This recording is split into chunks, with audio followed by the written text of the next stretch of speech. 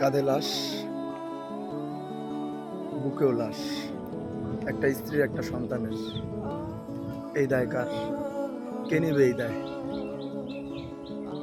ট্রেনের ধাক্কায় স্ত্রী ও সন্তানকে আসলে এটা নিয়ে বলার কিছু নাই নতুন করে। বাংলাদেশে আসলে শুধুমাত্র সিস্টেমের অভাবে, মানে দায়িত্বের অভাবে, মানে দায়িত্ব বলতে যেমন সরকারি কর্মকর্তা তাদের ডিসিপ্লিনের অভাবে এই প্রাণগুলো ঝরে যাচ্ছে। আসলে যার চলে গেছে সে তো বুঝতেছে, এগুলো তার কেউ বুঝবে না। তো আসলে আমরা সমবেদনা জানানো ছাড়া আর কোনো উপায় নেই। তবে আমি এর দায় অবশ্যই সরকারকে দিব, কারণ তারা এখন পর্যন্ত ডিসিপ্লিনটা ঠিক করতে পারে না। কোথাও কোথাও না, শুধুমাত্র রেল স্টেশন তা না, বাস স্টেশন, লঞ্চ টার্মিনাল, দুর্ঘটনা হচ্ছেই হচ্ছে হচ্ছে, আর সরকার শুধু দেখছে দেখছে দেখছেই।